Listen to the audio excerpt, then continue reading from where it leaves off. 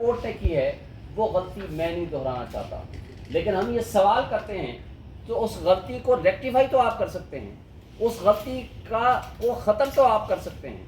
یعنی کہ جو فیصلہ آپ کی نظر میں نظر آ رہا ہے کہ غلط ہے، جو آپ کو نظر آ رہا ہے کہ متعصب جج کا فیصلہ ہے، جب آپ کو ایک نظر آ رہا ہے کہ ایک جج نے آپ کے یعنی اسلام آباد ہائی کورٹ کے آرڈر کو بھی تسلیم نہیں کیا، اس نے سپریم کورٹ کے آرڈر کو بھی تسلیم نہیں کیا، اس نے وکیلوں کو بھی نہیں سنا، عمران خان صاحب کے وکیلوں کو، اس نے ہمارے گواہان بھی نہیں آنے دیے، یہ سارے ایڈمیٹڈ فیکٹس ہیں.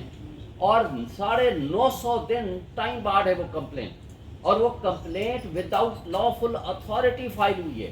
یہ سارے موضوعات پہ جب آپ کنونسڈ ہیں تو مجھے بتائیں کہ اتنے دن آپ نے اٹک جیل میں رکھا ہوا ہے اور وہاں وکیلوں کو ملنے کی اجازت بھی نہیں دی ہے. وکیلوں کو کہتے ہیں جی ایک دن ملنے کی اجازت دیں گے، 180 مقدمات ہیں. اب اس کے اندر اگر 50 وکیل بھی ہوں، 25 وکیل بھی ہوں، وہ کہتے ہیں ایک دن میں ایک وکیل آ سکتا ہے پورے ہفتے میں. تو مجھے یہ بتا دیں جیل مینول کو آپ کہاں لے جائیں گے، آپ قانون کو کہاں لے کر جائیں گے، اور ہائی کورٹ کے فیصلے کو کہاں لے کر جائیں گے. ہائی کورٹ کا فیصلہ لے کے میں خود گیا ہوں 1 سے زائد مرتبہ، جیل سپرنٹینڈنٹ سے بات کی ہے، اس کو درخواست بھی رائٹنگ میں دی ہے، اور 4 گھنٹے انتظار بھی کیا ہے. وہ کہتا ہے میں نہیں ملتا، میں نہیں ملنے دیتا. آپ جائیں چیف جسٹس کو بتا دیں، آپ کورٹس کو بتا دیں. یہ طرز عمل جو ہے یہ غلط ہے، ہم اس کو کنڈیم کرتے ہیں. اور اس کے ساتھ یہ بھی بتا دیں کہ بھائی جب آپ کے پاس آج کا کیس فکس تھا، یہ پچھلے 5 دن سے الیکشن کمیشن کے وکیل صاحب اس کو لمبا کر رہے ہیں. یہ 5 سے 10 منٹ اور آدھے گھنٹے کا کیس ہے، اس سے زیادہ کا نہیں ہے، کیونکہ یہ ضمانت کا جو کیس ہے اس میں بیسک سے پرنسپل دیکھے جاتے ہیں، بیسک پوائنٹس دیکھے جاتے ہیں. آج 24-25 دن ہونے کے باوجود ان کا کیس سنوائی نہیں ہو رہی ہے، اور 5 دن سے صرف سنوائی ہو رہی ہے. اور آج بھی انہوں نے کہا تھا کہ میں آج فیصلہ کرنے لگا ہوں 3 بجے جب اٹھ کے گئے، لیکن 1 گھنٹے کے بعد ہمارے انتظار کے بعد ہمیں بتایا گیا کہ نہیں جی میں کل فیصلہ کروں گا 11 بجے. بہرحال ہمیں تو عدلیہ کا احترام ہے، لیکن ہم یہ کہتے ہیں کہ جب ناانصافی نیچے آپ کے سامنے نظر آ چکی ہے، جب ناانصافی یا انصاف کا قتل آپ کے سامنے آنکھوں کے سامنے آ چکا ہے، تو آپ کم سے کم ایسا کریں کہ ناانصافی کو ختم کرنے کے لیے ایک انصاف کے اتنا کریں کہ انصاف ہوتا ہوا بھی نظر آئے. سپریم کورٹ کے پاس جب یہ میٹر پینڈنگ تھا، الیکشن کمیشن کے وکیل نے خود یہ کہا کہ جناب ہمیں ٹائم دے دیجئے، اسلام آباد ہائی کورٹ یہ فیصلہ کر لے، بعد میں اپنا آپ فیصلہ کریں. لیکن جب آپ ٹائم لے کر آتے ہیں پھر آپ اس کو ڈیلے کرتے ہیں، اور ڈیلے بدنیتی کی مبنی بنیاد پر کرتے ہیں تاکہ وہ کسی اور کیسز میں کوئی گرفتاری ڈالی جا سکے، یا ان کو کسی اور کیس میں بند کیا جا سکے، یا ان کے خلاف کوئی اور ایکشن کیا جا سکے. اس طرح کی بدنیتیاں وہ سارے ہماری لا انفورسمنٹ ایجنسیز بھی کر رہی ہیں. افسوس سے کہنا پڑتا ہے الیکشن کمیشن آف پاکستان بھی اس میں ملوث ہے. اور الیکشن کمیشن آف پاکستان کو وکیل کون ملے ہیں؟ وہ وکیل جو نواز شریف صاحب کے وکیل ہیں، ان کو لے کر آئے ہیں. یہاں سے آپ اس نیکسس کو آپ اندازہ لگا سکتے ہیں کہ کتنے غیر جانبدار ہے ہمارا الیکشن کمیشن آف پاکستان.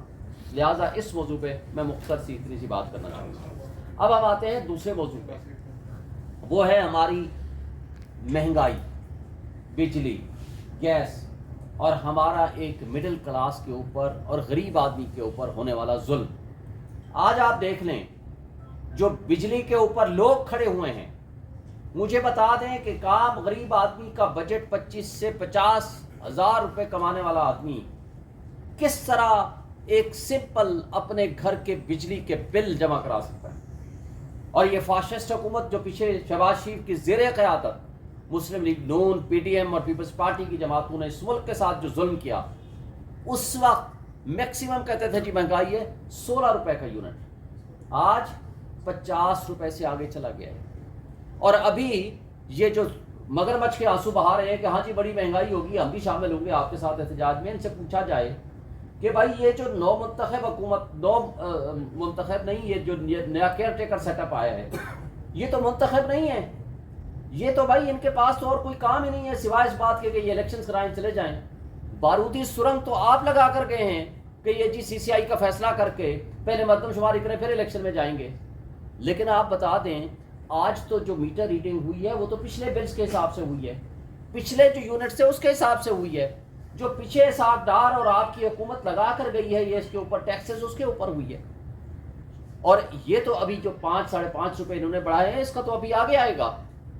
لیکن مجھے بتائیں کہ یہ ظلم جو آپ ڈھا کر گئے ہو، آج ان کی پرانی لیڈرشپ کے چل رہے ہیں قصے کہ جناب جب آپ سے ووٹ مانگنے آئے آپ ان کو یہ بجلی کا بل دکھاؤ، آپ ان کو گیس کا بل دکھاؤ.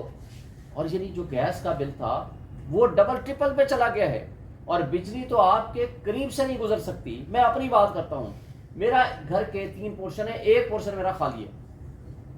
جو پورشن میرا خالی ہے اس میں کوئی نہیں رہتا، اس کا بل 20,000 پہ آیا ہے.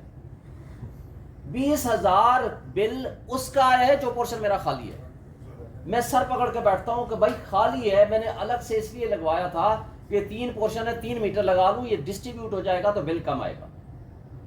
تو اب آپ یہ اندازہ لگائیں کہ یعنی میٹر لے لینا ہی آپ کے لیے جرم ہے.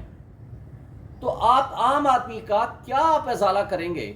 اور آج پاکستان میں جو پوزیشن ہو چکی ہے، جو مہنگائی ہو چکی ہے، کہتے تھے پچھلا پورا سال 16 مہینے پہلے چیختے چلاتے تھے کہ جی مہنگائی ہے، مہنگائی مکاؤ مارچ کے یہ مریم نواز اور یہ سارے لیڈر سو کارڈ حمزہ شہباز یہ لے کر آتے تھے، یہ آپ کے سامنے یہاں اسلام آباد میں مظاہرہ کر رہے تھے کہ جناب مہنگائی ہوگی ہے، مہنگائی ختم کرنے کے لیے ہم آئے ہیں، ریاست کی بجائے ہم سیاست کی بجائے ریاست بچانے آئے ہیں.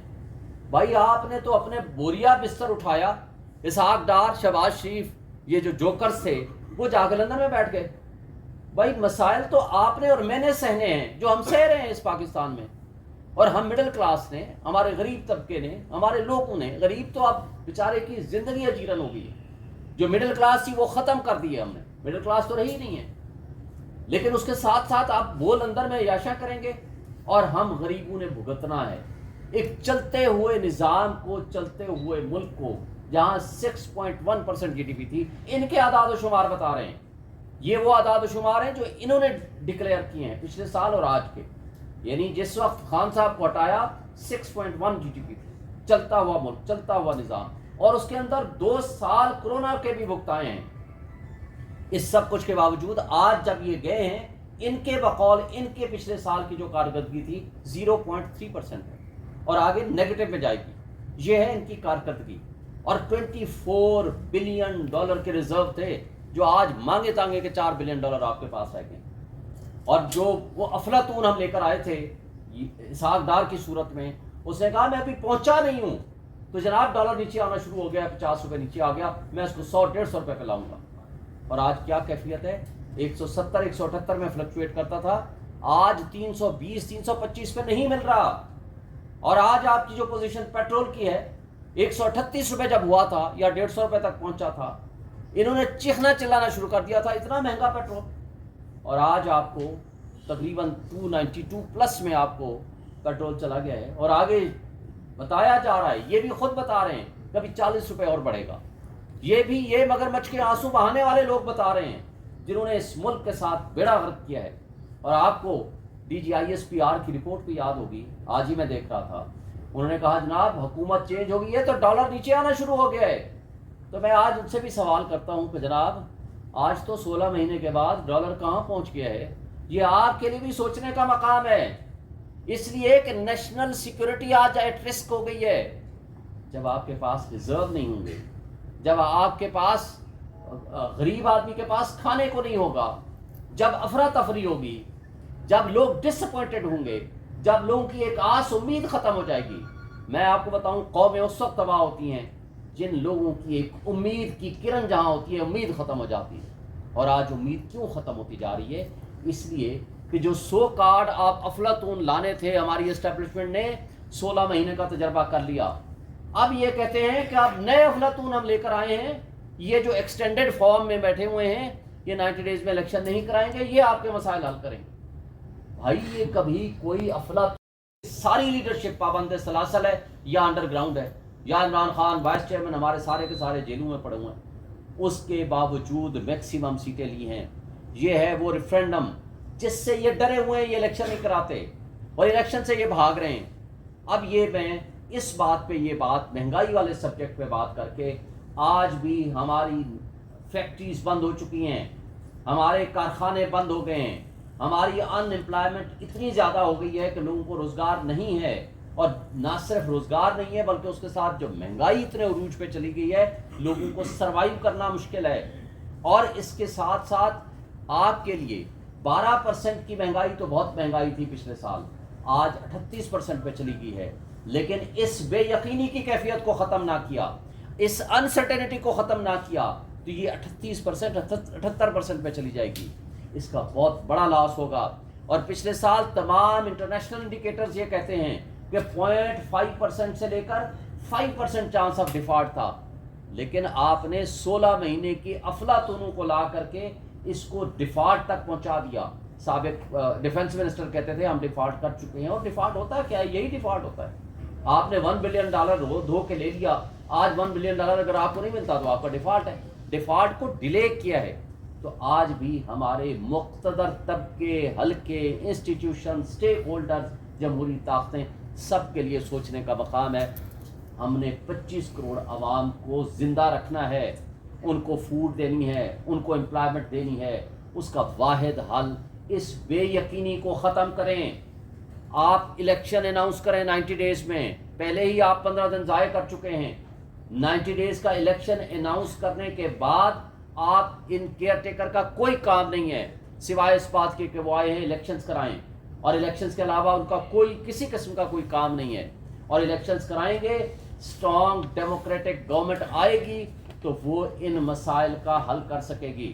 اگر اسٹرانگ ڈیموکریٹک گورنمنٹ نہیں آئے گی، آپ نے اس جبر اور خوف کی فضا کو کنٹینیو رکھا، آپ نے کریڈیبل الیکشنز نہ کرائے، آپ نے اس الیکشنز کو ڈیلے کیا، تو جو تباہی ہم اس 15 دن میں دیکھ چکے ہیں، پچھلے 16 مہینوں میں دیکھ چکے ہیں، تو یہ ملٹی پلائی ہوتی جائے گی، یہ بڑھتی جائے گی. اس کا حل یہ نہیں ہے. حل اس کا ہے وہ گورنمنٹ آئے جس کو لوگ ووٹ دیں، تاکہ لوگ اس کے اوپر ٹرسٹ کریں، وہ لانگ ٹرم پالیسیز بنائے.